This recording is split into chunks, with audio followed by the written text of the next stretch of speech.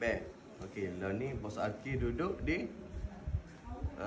Majenang Cilacap dekat Jogja. Nanti lain kali kita datang lagi dekat sini, suasana dia lah. Jom kita duduk di depan. Kita pakai slipper dulu. Kita pakai slipper ni dulu.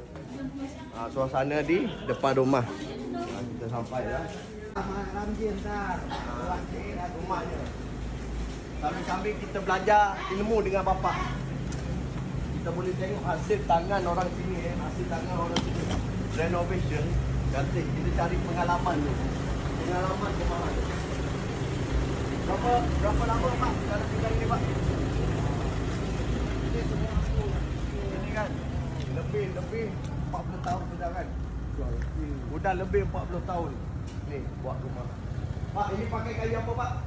Ini kayu lapan. Kayu lapan. Ini semua kayu lapan. Kayu lapan. Tengok finishing sini. Amat cantik finishingnya. Berapa meter ni Pak? 4 meter 80. 4 meter 80. Mana kayu jati Pak? Ni tengok finishing dia. Finishing dia cantik. Tinggi. Dengan tinggi dia. Ada tak Pak? Ada tak? Ada. Ada tak? Lagi ada tak? Okey, yang jati mana Pak? Jati di belakang no. Jati di belakang. Jati di belakang. Tengok rumah. Ini tengok abang ni. Malam dah tidur lewat lagi pagi kerja. Sekarang pulang dia letak dia tengok. Pakai Granit. Granit 3 kali 2. 3 kali 2 ni cantik ni. Dekat Malaysia jarang kita jumpa dekat Malaysia. Tinggal pintu ni besar. Kayu jati di sini. Sekarang proses kita untuk mengambil kayu jati.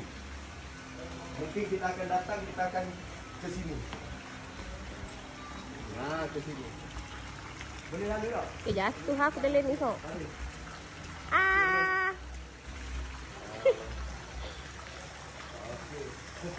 Gedung. Ni. Ni jati ni kayu jati tengok. Ini jati jati semua. Ini jati semua. Ini bapak potong sendiri Pak. Ambil yang macam ni. Dia pintu-pintu ni. Yang pintu ni kan jendela. Ini buat jendela. Jendela. Jadi ini pintu. Banyak kayu jati dekat sini. Dekat Malaysia jarang. Jarang. Kayu jati. So proses kita untuk mengenal kayu jati dekat sini. So kita akan bawa ke Malaysia. So siapa yang nak order dekat sini, kabinet kayu jati boleh order. Di dalam Pak? Ya. Okay, kita pun dah nak balik ke Jogja. Kita ambil masa 7 jam tau nak datang ke sini. Naik van. So insyaAllah jika tiada apa-apa, bulan depan kita sampai lagi jalan-jalan ke sini. Siap.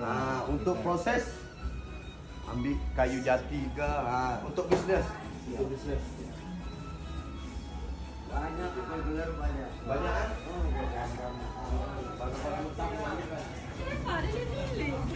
Tertinggal anak. Tertinggal tak apalah. Cek lagi. Kalau tertinggal minggu depan boleh datang balik. Ya kan? Kalau tak tertinggal Sedang.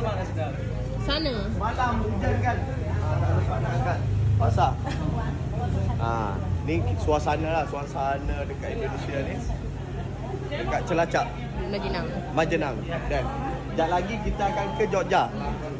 Driver ni ada, standby driver, dua biji van motor sini tengok.